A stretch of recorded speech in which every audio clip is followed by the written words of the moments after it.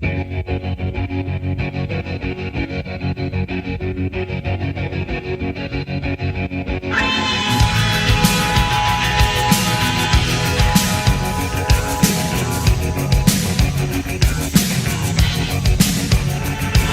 noite, bem-vindos à Rua do Mundo. Estamos hoje numa conversa especial dedicada às eleições presidenciais francesas, na sua segunda volta, que viram hoje a vitória de Emmanuel Macron sobre Marine Le Pen. Emmanuel Macron com 65,8% sobre os 34,2% de Marine Le Pen. Eu sou o Rui Tavares, estou em Lisboa. Em Paris temos o Bernardo Pires de Lima e temos também a correspondente da Rua do Mundo, Catarina Falcão. É já ao encontro deles que eu parto. Olá, Bernardo, boa noite. Estás há uns dias já em Paris, estiveste hoje nos festejos na Esplanade do Louvre, nos festejos de vitória de Emmanuel Macron. Conta-nos um pouco como é que está o ambiente na cidade e como é que viveste estes dias. Bom, vivi com alguma ansiedade e inquietude, tendo em conta outros ciclos eleitorais recentes que não correram como as análises e as sondagens ditavam, e portanto tinha aqui alguma cautela, embora não parecesse que a vitória estivesse em causa. De qualquer das maneiras, acho que o resultado é melhor do que aquele que era esperado, e isso é bom para a legitimidade de um presidente tão novo, para a amplitude de força que ele tem que imprimir ao cargo, para a relação com as outras instituições e para a dinâmica de vitória, ou pelo menos de sucesso, que ele precisa de ter também para as legislativas. De qualquer das maneiras, acho que é uma boa vitória, é um bom balão de oxigénio para a França e para a Europa, independentemente de o voto ter sido misturado entre a convicção e a frente republicana antinacionalista. Acho que abre aqui dinâmicas interessantes no relacionamento com a Alemanha, já lá iremos. Sobre o ambiente, havia um ambiente festivo, embora as capitais sejam normalmente uma bolha enquanto barómetro. Macron ganha aqui com mais de 90%, Hillary Clinton ganha em Washington DC com mais de 80%, o Remain ganha em Londres também com uma folga grande.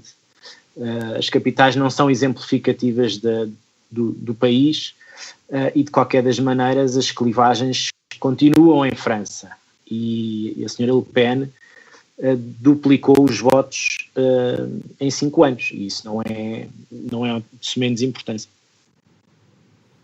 Obrigado, Bernardo. Temos também connosco a Catarina Falcão. A Catarina Falcão é jornalista, é também estudante de estudos europeus e está no Instituto de Ciências Políticas de Paris, mais conhecido por Sciences Po, já há alguns meses, creio. E eu queria começar precisamente por te perguntar, Catarina, para nos contares um bocadinho acerca da tua experiência aí, do que é que estás aí a fazer, para te apresentares e para dizeres como é que tens visto, também através digamos, da perspectiva da comunidade académica em que estás, estas eleições nestes últimos meses. Olá, boa noite. Então, o meu nome é Catarina Falcão, eu sou jornalista, fui jornalista nos últimos 4 anos, estou em Paris a fazer o segundo ano do mestrado, escrevo também para o ADN, aqui a partir de Paris, e eu sinto que basicamente há um ano vivo na bolha, exatamente na bolha da Sciences Po.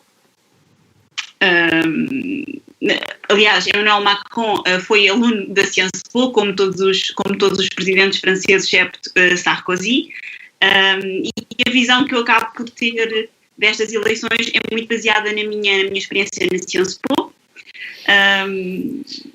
E, portanto, o que eu tenho sentido desde que cheguei, ou seja, em agosto do ano passado, tem sido realmente, por parte dos jovens, um grande entusiasmo com o Emmanuel Macron, mas ao mesmo tempo, e isso foi crescendo, especialmente do que se passou com François Fillon, foi também Mélenchon a ganhar um certo elan. a partir dos trabalhos que eu também tenho feito um pouco para o DN, tenho falado com vários académicos e tenho tentado acompanhar o máximo possível as eleições aqui, vivendo com bastante emoção todas as etapas desta eleição, que são alguns meses, mas que já parecem alguns anos com tudo o que se passou nestes últimos tempos. Portanto, é assim que tenho vivido um pouco estes últimos meses. Ok, obrigado, Catarina. Eu vou aproveitar para te pedir que tentes procurar uma rede um bocadinho melhor. Ouvimos-te bem, mas com algumas pequenas interferências. E enquanto o fazes, vou perguntar ao Bernardo algo que tem a ver com isto que a Catarina acabou de dizer. Foram meses que pareciam anos. Do meu ponto de vista, isso deve-se também ao facto de que estas eleições encerram, ou será que não encerram, no fundo a minha pergunta é essa, um ciclo de médio prazo da política francesa que dura há 15 anos, desde que o pai de Marine Le Pen, Jean-Marie Le Pen, passou à segunda volta das eleições de 2002. Na altura eu estava muito perto de onde tu estás agora. A Frente Republicana constituiu-se praticamente naquela mesma noite, embora Lionel Jospin tenha demorado alguns dias também a assumir a sua posição, mas imediatamente naquela noite havia manifestações de repúdio a Jean-Marie Le Pen e, portanto, as pessoas sabiam que iam que ter de votar em Chirac. O que acontece é que a política francesa nestes últimos 15 anos não mudou, ou pelo menos não há diferenças sensíveis que permitissem, de certa forma, ter saneado a questão o desafio que a extrema-direita apresenta à política francesa. E, portanto, de certa forma, estas eleições vem no fim desse ciclo de 15 anos. A questão que te pergunto é se é possível a alguém, mesmo alguém que nitidamente para ser eleito presidente da França aos 39 anos tem um talento especial, quer dizer que podemos de forma muito neutral e objetiva reconhecer a Macron, mas será possível alguém conseguir por si só lancetar este posto que existe na política francesa há tantos anos, que também tem a ver com todas as rigidezes da sociedade francesa? Eu percebo digamos, o ciclo que tu abriste e fechaste nestes 15 anos. Acho que ele só é explicado de certa maneira, ou pelo menos aquilo que eu depreendo da tua pergunta, ele só é explicado no campo da frente republicana anti-frente nacional, ou anti-normalização da frente nacional. O termo normalização se calhar é mal emprego, mas de uma certa institucionalização do partido de massas e não de um partido de nicho. Porque eu acho que há aqui uma dinâmica nova e isso aí não nasce com o ciclo iniciado em 2002, que é a criação ou a habilidade de encontrar na narrativa positiva, construtiva, federalista, se quiseres, liberal, pró-globalização, pró-comércio livre, uma plataforma de sucesso eleitoral. Esta narrativa, se dissessem há um ano atrás, depois do Brexit, ou mesmo no contexto da vitória de Donald Trump, que esta narrativa iria ganhar eleições no Ocidente, pouca gente acreditaria. Portanto, é uma narrativa à partida condenada ao fracasso. É evidente que ter apenas e só do outro lado uma personagem como Marine Le Pen ajuda a aumentar o alarmismo e, portanto, o voto no mal menor, para quem não gosta da agenda Macron, o voto da Frente Republicana ou o voto de convicção misturaram-se e deram neste resultado. Mas há aqui uma agenda, que é uma agenda que apesar de tudo, apesar das qualidades, e eu acho que ele ainda tem muito a melhorar na política, digamos, na mise-en-scène discursiva, tem uma grande incógnita sobre a capacidade, digamos, as condições de governabilidade que terá, a capacidade para impor as suas reformas ou ficar refém delas mesmas, esbarrando novamente em sindicatos ou na Assembleia Nacional, veremos. Portanto, dentro dessa lógica, a personagem Macron, ou aquilo que ele representa, é uma coisa muito recente, não teve início em 2002. Portanto, esse ciclo só pode ser olhado, na minha perspectiva, para a evolução da Frente Nacional e aquilo que foi uma constante de frente republicana que teve aqui alguns insucessos. Um dos insucessos, embora o sistema seja absolutamente diferente, o sistema eleitoral, foi nas eleições europeias de 2014. Aí o sistema não poderia fazer nada, não é 2 voltas. De qualquer das maneiras, acho que há muita gente que desvalorizou as capacidades de Emmanuel Macron. Desvalorizou desde o início, olhando para ele como um produto mediático, uma espécie de Obama em menor escala e menor brilho da Europa, sem grande profundidade, mas tal como nós percebemos que Obama era muito melhor do que aquilo que inicialmente transmitia, provavelmente vamos encontrar em Macron também muito mais qualidades do que aquelas que vimos inicialmente. E um dos períodos, só para concluir, em que isso foi evidente foi no debate de quarta-feira passada, onde ele deu uma lição a todos aqueles que têm 30, 40 anos de experiência política na Europa, com uma história de vida muito mais marcante do que a dele, e ele conseguiu, de uma forma corajosa, de uma forma sustentada, argumentada, desmontar quase ponto a ponto do programa da Frente Nacional.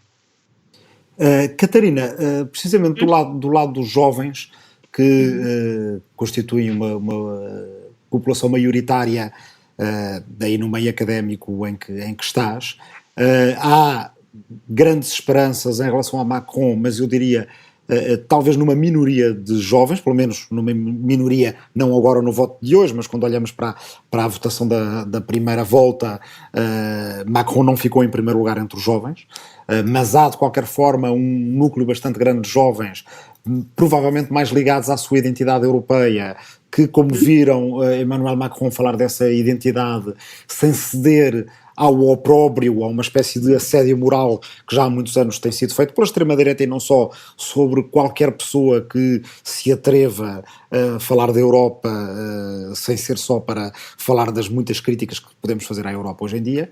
Há esse aspecto. Há também muita gente na juventude francesa que, martirizada por uma prática laboral que é muito baseada naqueles serviços de baixa qualidade, da precariedade nessa área de serviços, nos call centers, no fast food, noutro tipo de áreas em que de facto não há uma estabilidade nem um futuro muito grande, olhavam para Macron com bastante mais desconfiança e se partilhavam por Mélenchon e alguns até por Le Pen. Eu queria perguntar-te acerca da forma como exprimiam o que é que foste ouvindo, o que é que te foram dizendo, tanto os jovens mais pró-Macron como aqueles que têm em relação a ele mais desconfianças, mesmo que tenham votado nele hoje. Eu diria que as clivagens que o Bernardo referiu estão presentes em todo o setor da sociedade francesa, e não é só entre os jovens que há divisões, entre os pensionistas, eu acho que são completamente divididos também, pessoas de meia idade também, ou seja, esta clivagem persiste e pelo menos até dia 18 de junho, data da segunda volta das legislativas, vamos continuar a ver estas clivagens a encontrarem-se em vários pontos. Em relação aos jovens, claramente a questão europeia é definitiva para o apoio a Macron, e foi isso, aliás, que juntou muitos jovens à volta de Macron. Nos mítings de Macron não se viam só a tradicional bandeira francesa, o símbolo do Amarres, ele fez questão de ter sempre bandeiras e distribuir bandeiras europeias, e esse foi um dos pontos que fez mais jovens convergir à volta das políticas de Macron. Claro que da mesma maneira que os outros setores se sentem atraídos pelos extremos, também os jovens, e especialmente por essas questões que referiste, a questão do desemprego, a questão de saberem à partida que não terão as mesmas vidas que os pais tiveram, levam muita gente a juntar-se, talvez até um pouco por razões talvez um pouco diferentes, a Mélenchon e também a Le Pen. Também há a questão do... eu peço desculpa se me faltam algumas palavras, mas é que eu no meu dia-a-dia é francês, inglês, português, portanto nem sempre agora me vêm todas as palavras em português. Mas a questão do ambiente também me parece muito importante e acho que isso também foi um ponto que levou mais gente e mais jovens a apoiar Mélenchon. No geral, na minha experiência, muitos apoiantes de Macron, mas muito perto da primeira volta, muitas pessoas a virarem-se para Mélenchon. Eu, na última semana, resolvi então rebentar um bocadinho a minha bolha e também, para escrever um artigo para o Diário de Notícias, fui a um meeting da Marine Le Pen e novamente, muito apoio de jovens. Por um lado, este apoio que se vê em todos os partidos, ou seja, se vai a um meeting, naturalmente há muitos jovens lá, é uma coisa boa porque significa que há mais jovens a participar, mas também se vê exatamente isso, que os extremos estão cada vez a agarrar mais jovens e essa é uma das tais clivagens que Macron vai ter de resolver nos próximos meses. Rui, deixa-me colocar aqui uma pergunta porque me parece relevante a dois níveis. Primeiro, a flutuação dos votos de eleitores de François Fillon para Marine Le Pen e como é que as sondagens podem validar um retorno à base republicana que dê o sucesso que as sondagens já dão para as legislativas. A segunda questão é ao nível da relação França-Alemanha, tendo em conta um bom momento que a senhora Merkel está a atravessar, até nas eleições regionais de hoje, e nesse sentido, como é que um certo excesso de federalismo, sobretudo na zona euro de Macron, casa com uma dinâmica mais cética em relação a essa vertente por parte de uma administração alemã, independentemente de nós termos outra grande coligação ou independentemente disso, mas sempre com uma tendência cética em relação a grandes espaços federalistas. Então, se calhar, se me permites, aproveitava aí eu para pegar nesses dois temas que introduziste, por ordem, que era para depois podermos, nos últimos minutos, dedicarmos um bocadinho à Europa. Eu devo dizer que uma das coisas que temo nesta emergência de Macron no sistema francês é precisamente o efeito dissolutor que ele terá necessariamente, ou que pode vir a ter agora já nas legislativas, em relação aos campos políticos tradicionais, nomeadamente à esquerda e à direita. E, portanto, não desejo de forma nenhuma ver uma Quinta República Francesa que, de certa forma, vá terminar como começou, com uma oposição entre um homem político, que é por si mesmo um pilar da Quinta República, era de Gaulle no início, seria agora Macron, e por outro lado um partido que seria contra a República, que na altura foi diabolizado por de Gaulle, era o Partido Comunista, e agora um partido que é de oposição à Quinta República, mas que essa oposição migrou para a extrema-direita, onde ela sempre existiu, porque os antepassados da Frente Nacional formaram-se como micropartidos anti-de Gaulle e, entretanto, crescem, passado décadas e décadas, e estariam em posição de, basicamente, dicotomizar a política francesa com tudo o que é pela Quinta República de um lado, com Macron, e a Frente Nacional pelo outro.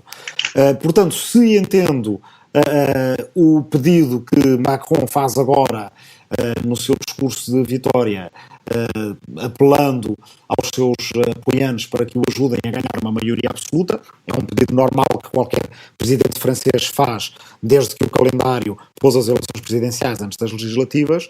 Por outro lado, temo um bocadinho que a certa altura este efeito do amarre possa dissolver completamente, por exemplo, o Partido Socialista, ou pudesse dissolver os Républicains, e a partir daí a única oposição à direita de Macron seria a oposição da Frente Nacional. Devo dizer que, sendo as eleições legislativas francesas tão complicadas quanto são, elas são num sistema em 2 voltas, que depois nem sempre escolhe os 2 primeiros para a segunda volta, dependendo da votação que cada candidato a deputado ou deputada teve. Pode haver eleições triangulares ou até quadrangulares, quando todos estiverem acima de 12,5%. Isto significa que, com a pulverização do xadrez político, pode acontecer todo o género de coisas daqui até 6 semanas, portanto não sabemos, desde a maioria absoluta de Macron até uma Assembleia Nacional ingerível, pode acontecer tudo. Veremos o que é que vai acontecer. A eleição, por si só, de Macron, eu não acho que ela seja contraditória com a Quinta República. Como eu dizia, no fundo é assim que a Quinta República começa, é assim que ela passa por Giscard d'Estaing nos anos 70, e portanto não é a coisa mais frequente, mas de vez em quando na Quinta República há um assomo de presidencialismo com esta aliança entre um país, um projeto e um presidente. Está um bocadinho na natureza de um regime tão presidencialista quanto é o francês. Em qualquer outro país da União Europeia seria muito estranho.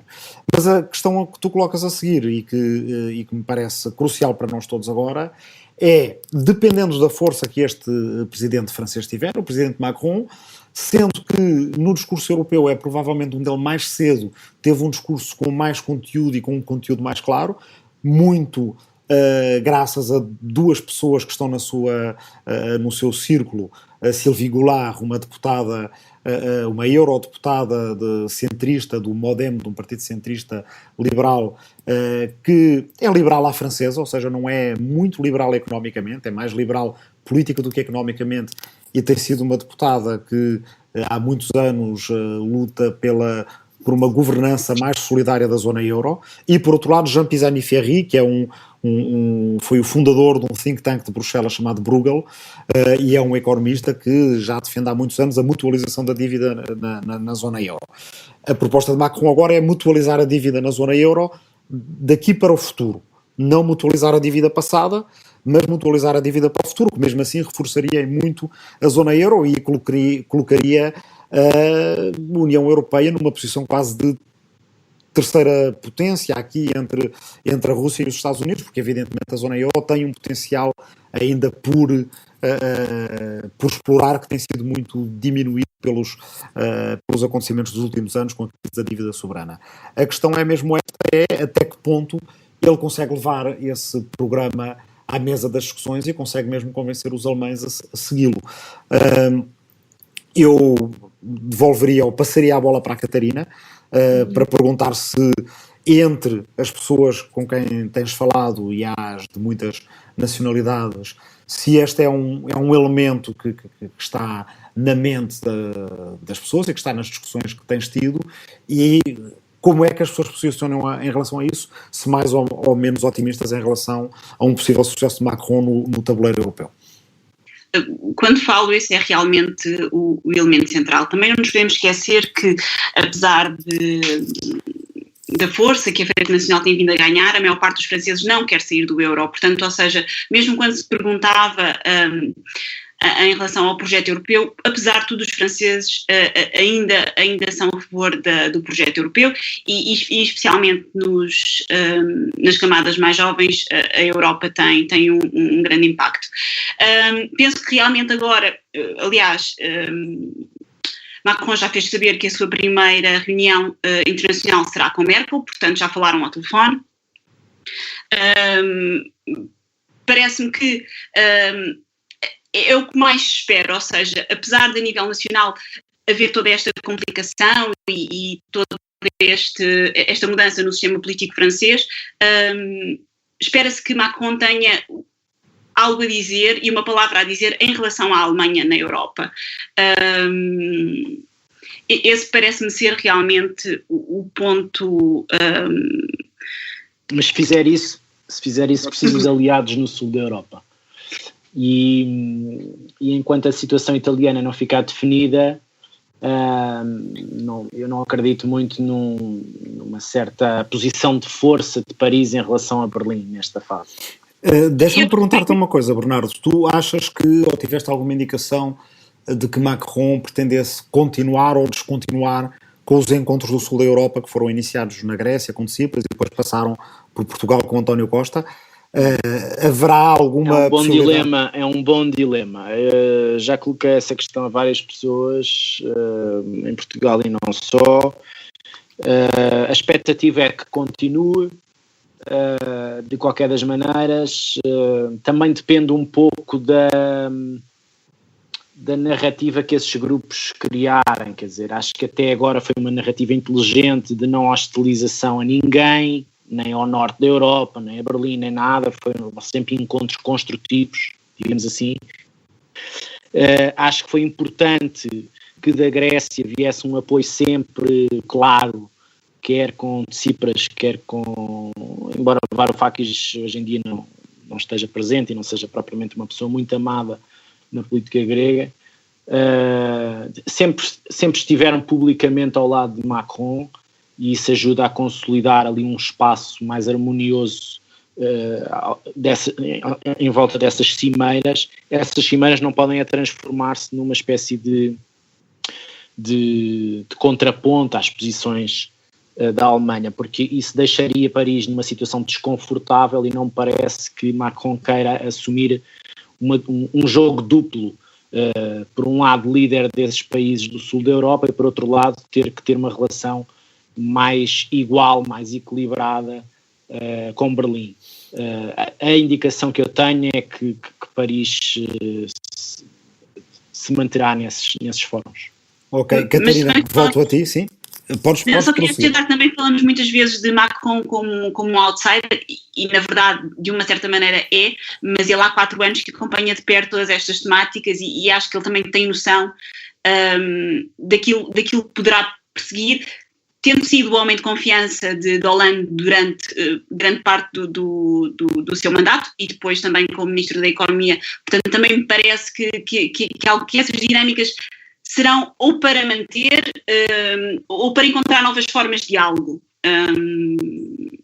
Não sei, é o que me parece. Depende também do que sair das eleições alemãs. Uhum. Se for uma eleição que resulte numa grande coligação novamente, e não vejo como é que a senhora Merkel tem condições para inverter, seja num sentido ou no outro, a sua política europeia.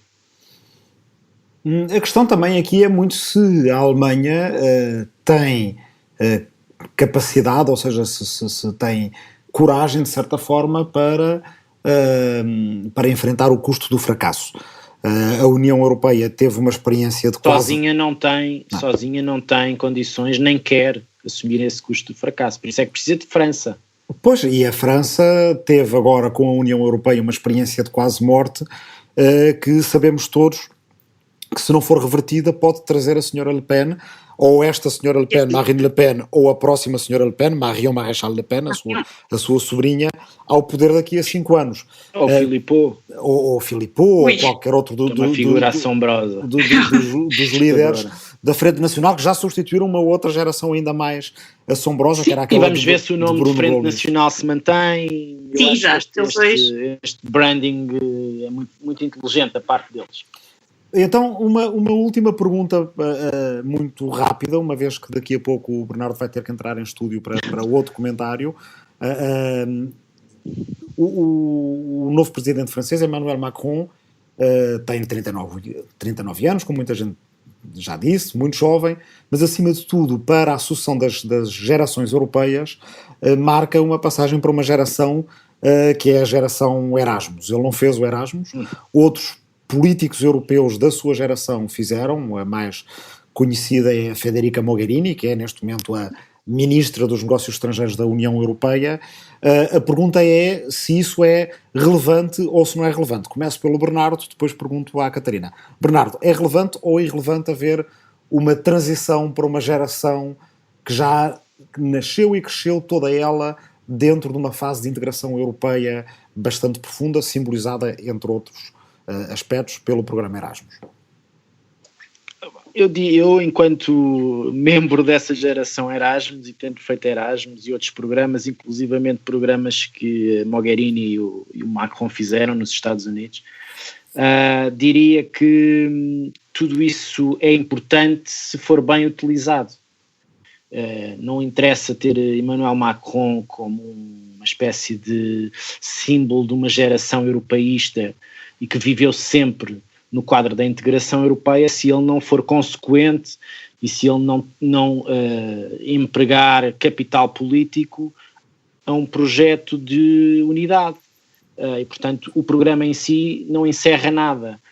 Aliás, eu acho que o programa tem sido visto como mas isto era outro programa, podíamos até fazer outro programa só sobre o Erasmus e o que resulta dali, mas só para concluir o raciocínio, acho que há muita ideia de que o Erasmus, a experiência se esgota e, portanto, ela é um ex-libris da construção europeia. Não, ela é o princípio de muita coisa e o que vem para lá disso, programas de intercâmbio, quando nós tínhamos 20 e tal anos ou quando tínhamos 30 anos, devem continuar a alimentar uma rede de contactos já em idade profissional, já em idade adulta ou com outra idade adulta, que seja potenciável de depois outro dinamismo nas relações pessoais a um nível político, se estas pessoas chegarem lá ao topo.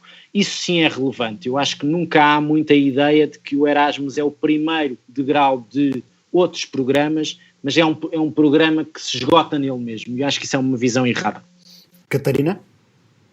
Eu diria que Macron, há uma dualidade, ou seja, ao mesmo tempo que há este sentimento que há aqui qualquer coisa que se refresca na política francesa, ao mesmo tempo não podemos esquecer que Macron fez o percurso clássico da elite francesa e carrega sobre as costas, ao mesmo tempo, a ideia do homem providencial, que é uma ideia que acaba por dominar todos os presidentes em França. E com isso, e com a questão ainda de ser o presidente mais novo,